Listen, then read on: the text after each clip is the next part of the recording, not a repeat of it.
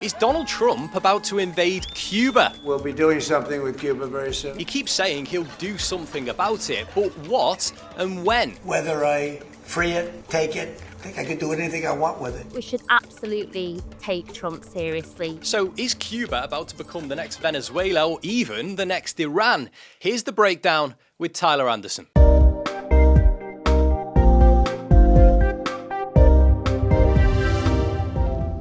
After successfully overthrowing Nicolas Maduro in Venezuela, Donald Trump now has his sights set on one of America's oldest enemies. I do believe I'll be having the honor of taking Cuba. That's a big honor. Cuba's communist government has been a thorn in America's side for nearly 70 years.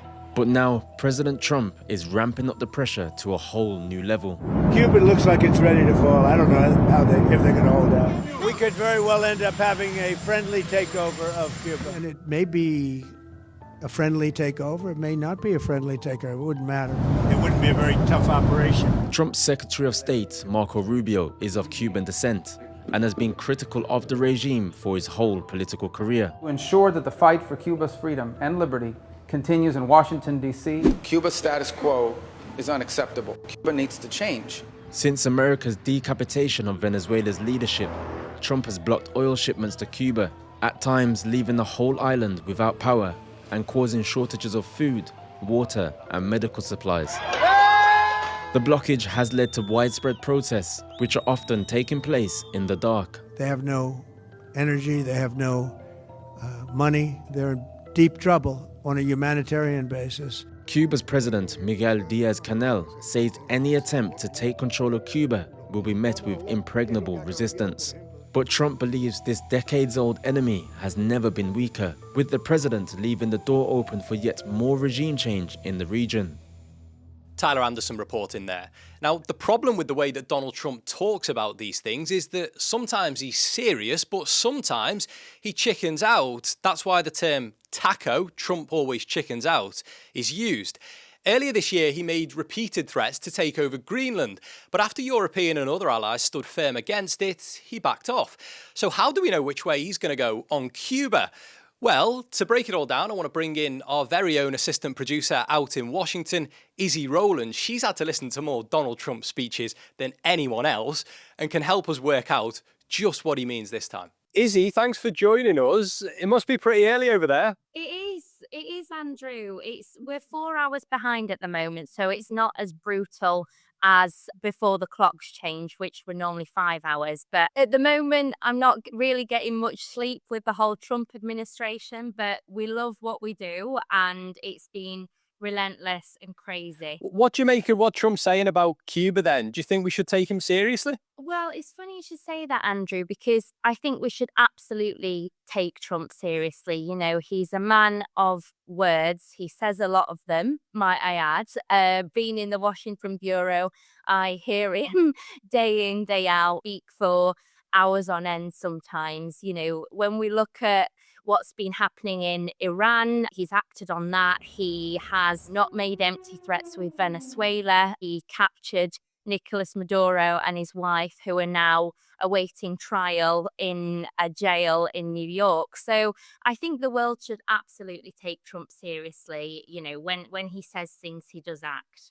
Yeah, I mean, people also talk about this taco term, the Trump always chickens out thing. Why do you think Trump cares about Cuba? Well, it's funny you should say that, Andrew, because, you know, Cuba logistically is only 90 miles from Key West in Florida, and Florida is a big part of Trump's persona. He's got his Mar-a-Lago club there, and he's always flying back and forth. When we think about the history of the US, there's this Monroe Doctrine where it's all about the US's assertion in the Western Hemisphere, which has now been dubbed as the Monroe Doctrine.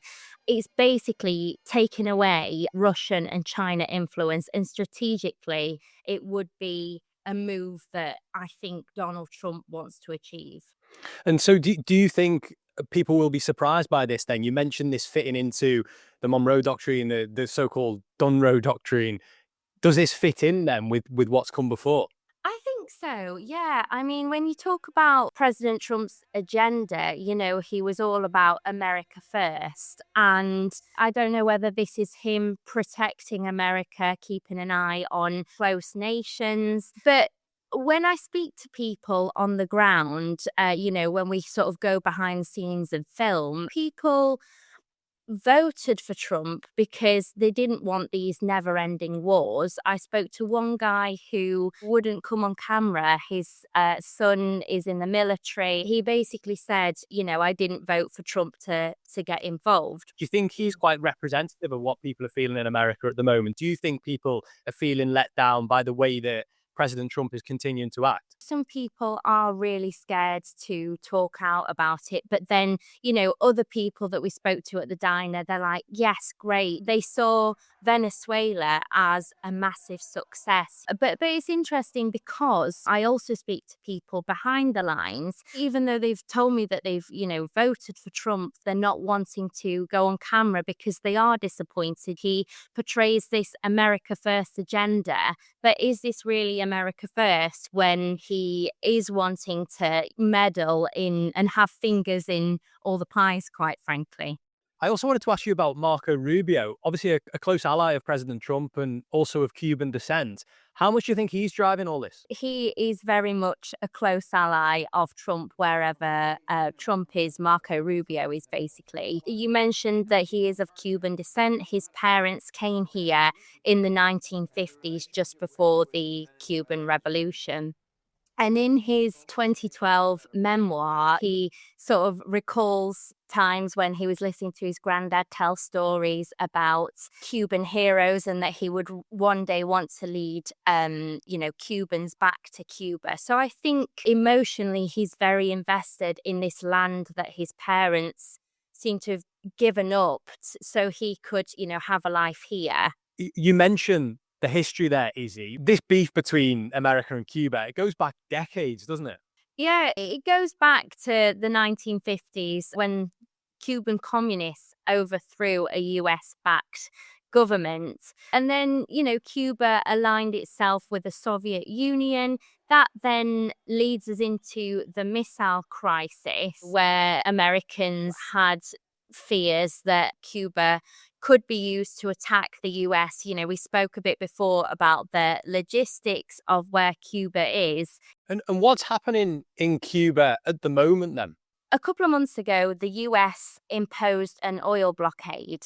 They've not had oil imports for about 3 months, which has basically sort of suffocated the country from within. They're having electricity blackouts, which have had a massive impact on hospitals, on schools. There's a lack of food. We're seeing protesters take to the streets. I saw a video the other day where pro-democracy protesters had attacked the Communist Party HQ. So I think it's fair to say, there is a humanitarian crisis at the moment. Is there any support for the US to do something?